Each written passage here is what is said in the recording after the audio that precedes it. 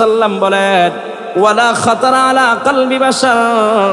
তাহলে বান্দা মনে মনে চিন্তা করবে আল্লাহ পাক রব্বুল আলামিন জান্নাতের ভিতরে যেই নাজমে আমাদের রেখেছেন, বান্দা চিন্তা করবে আমি দিলে দিলে একটু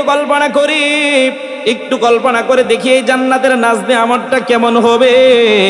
আল্লাহর নবী বলেন বান্দা জান্নাতের নাজমে আমাদের কথা দিল দিয়েও কল্পনা করতে পারবে না। সুবহানাল্লাহ বলেন।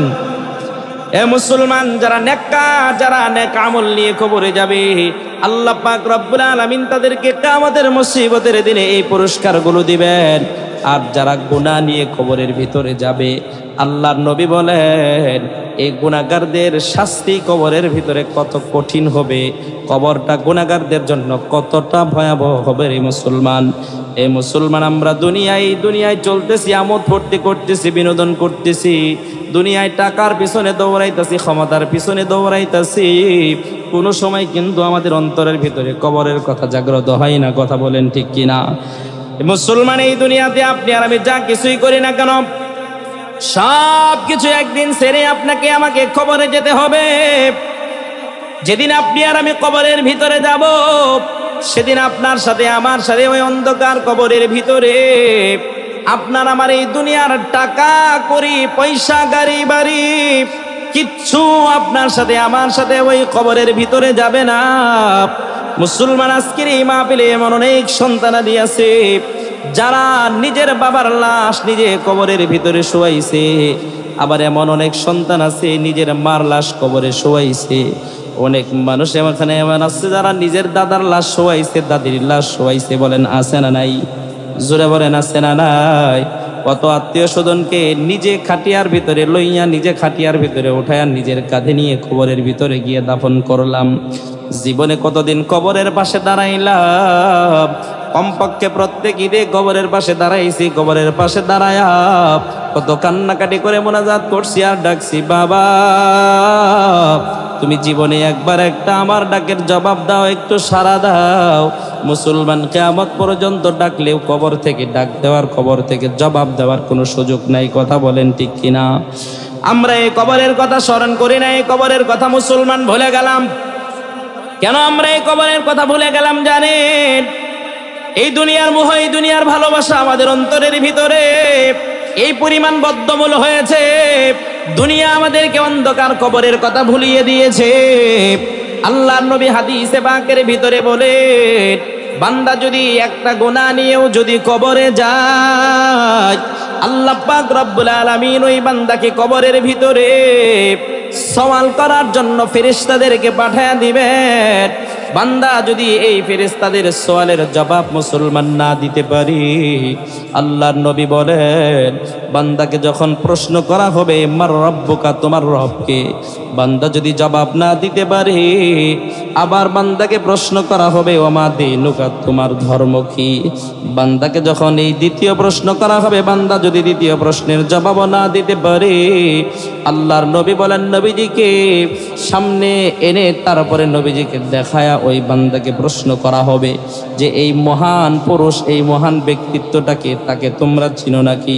বান্দা যদি এই ব্যক্তিকে দেখে না চিনে যদি জবাব না দিতে পারে, আল্লাহর নবী বলেন এই গুনাহগার বান্দার জন্য এই কবরটা সাথে সাথে সংকুচিত হয়ে যাবে।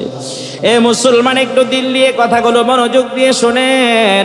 আল্লাহর নবী বলেন এই বান্দাকে যখন কবরের ভিতরে সওয়াল করা হবে, বান্দা যখন সওয়ালের জবাব না দিতে পারবে, ওই তখন বান্দার জন্য কবরটা সংকুচিত হয়ে যাবে, সংকীর্ণ হয়ে যাবে। এই গুনাহগার বান্দাকে কবরের দুই পাশ দিয়ে চাপ দেওয়া হবে। আল্লাহর নবী বলেন কবরের ডান পাশের মাটি ওই বান্দাকে এমন জোরে একটা চাপ দিবে, এমন জোরে একটা চাপের কারণে বান্দার ডান পাজরের হাড়গুলো ভেঙ্গে ঠাস ঠাস করে ভেঙ্গে বাম পাজরের সাথে লেগে যাবে। আবার বাম পাজরের থেকে বাম পাশ থেকে বাম পাশের কবরের মাটি বান্দাকে এমন জোরে চাপ দিবে। ওই চাপের কারণে বান্দার বাম পাজরের হাড়গুলো ভেঙে ঠাস ঠাস করে ডান পাজরের সাথে লেগে যাবে রে মুসলমান। ওই বান্দার জন্য কবরের ভিতর থেকে শাস্তি শুরু হবে। বান্দা কবরের ভিতরে জুড়ে জুড়ে চিল্লায় চিল্লায় আওয়াজ করবে, কিন্তু কেউ বান্দার কবরের আওয়াজ দুনিয়া থেকে শুনবে না। মুসলমান, এই যে আমরা বাংলাদেশের ভিতরে বসে আছি, এখান থেকে বহু দূর দেশের খবর নেওয়া যায়, কিন্তু বাড়ির পিছনে অন্ধকার কবর, এই কবরের কোনো খবর নেওয়া যায় না। কথা বলেন ঠিক কিনা? আজকে আপনার আমার দাদা গেল, আপনার আমার দাদি গেল, আপনার আমার বাবা গেল, আপনার আমার মা গেল, সিরিয়াল কিন্তু আপনার আমারও চলে আসছে। আপনাকে আমাকেও কিন্তু ওই অন্ধকার কবরের ভিতরে যেতে হবে। ওই কবরের ভিতরে যদি আল্লাহ আপনাকে আমাকে প্রশ্ন করেন, আপনি আর আমি কি জবাব দিব? মুসলমান, এই জবাব কিন্তু আপনার আমার রেডি নাই। এমনি জবাব দিবেন রে মুসলমান? দুনিয়ার জীবনের 60-70 বছরের হায়াতের জিন্দগিতে আপনি 40-45 বছর দুনিয়ার পিছনে কাটায় দিছেন, আর বাকি সময় বিয়ে শাদী করছেন, সন্তানদের পিছনে সময় দিছেন। আল্লাহ পাক রব্বুল আলামিনের তেমন কোনো ইবাদত করার সুযোগই আপনি পান নাই। ওই কবরের ভিতরে যদি আল্লাহ পাক রব্বুল আলামিন আপনাকে আমাকে জিজ্ঞেস করে, মুসলমান, দুনিয়ার ব্যাপারে কোনো জবাব আপনি আর আমি দিতে পারবো না। এ মুসলমান, যদি ওই কবরের ভিতরে জবাব না দেওয়া যায়, আল্লাহর নবী বলেন ওই গুনাহগার বান্দার কবর থেকে জাহান্নাম পর্যন্ত রাস্তা খুলে দেওয়া হবে। ওই বান্দাকে কবরের ভিতরে জাহান্নামের দৃশ্যটা দেখায়া দেওয়া হবে। আল্লাহ পাক রব্বুল আলামিন ওই বান্দাকে কবরের ভিতরে শাস্তি দেওয়ার জন্য আল্লাহ পাক রব্বুল আলামিন এমন একজন ফেরেশতা পাঠায়া দিবেন, যেই ফেরেশতা কানে শুনবে না, কথা বলতে পারবে না, চোখে দেখবে না, এমন একজন ফেরেশতা আল্লাহ পাক রব্বুল আলামিন ওই বান্দাকে কবরের ভিতরে শাস্তি দেওয়ার জন্য পাঠায়া দিবেন। মুসলমান, আল্লাহর নবী বলেন ওই ফেরেশতা ওই বান্দার কবরের ভিতরে ঢুকে বান্দাকে এত শাস্তি দিবে, এত শাস্তি দিবে, বান্দা ওই শাস্তির যন্ত্রণা সহ্য করতে না পেরে কবরের ভিতরে হাওমাও করে চিল্লাবে। বান্দা কবরের ভিতরে হাওমাও করে কান্নাকাটি করবে, কিন্তু বান্দা চিল্লাইলেও কবরের ভিতরে কোনো লাভ হবে না রে মুসলমান। এ মুসলমান, আপনি আর আমি আজকে নামাজ ছেড়ে দিলাম, রোজা ছেড়ে দিলাম, হজ ছেড়ে দিলাম, যাকাত ছেড়ে দিলাম, দুনিয়ার হালালগুলোকে ছেড়ে দিয়া হারাম বিষয়গুলোকে ধরলাম।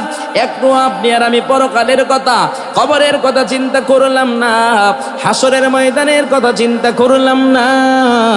আল্লাহর নবী বলেন, যারা এই দুনিয়া থেকে গুনাহ নিয়ে কবরে যাবে, আল্লাহ পাক রব্বুল আলামিন এই মানুষগুলোকে কিয়ামতের মুসিবতের দিনে হাসরের ময়দানে আল্লাহ পাক এদের হিসাব নেওয়ার জন্য উঠাবেন।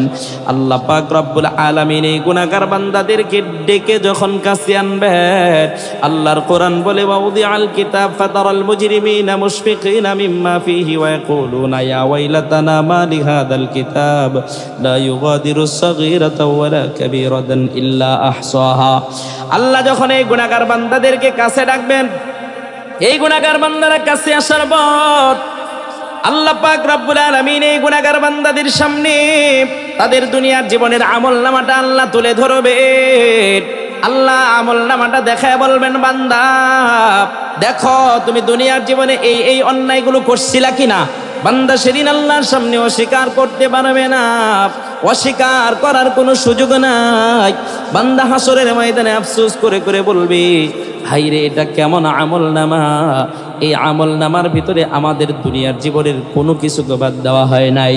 বান্দা বলবে, আমার দুনিয়ার জীবনের ছোট্ট গুণগুলোকেও সারা হয় নাই, বড় গুণাগুলোকেও সারা হয় নাই। আল্লাহর কোরআন বলে, ওয়াজাদু মা আমিলু হাদিরা, বান্দা সব কিছু তার সামনে উপস্থিত দেখতে পাবে।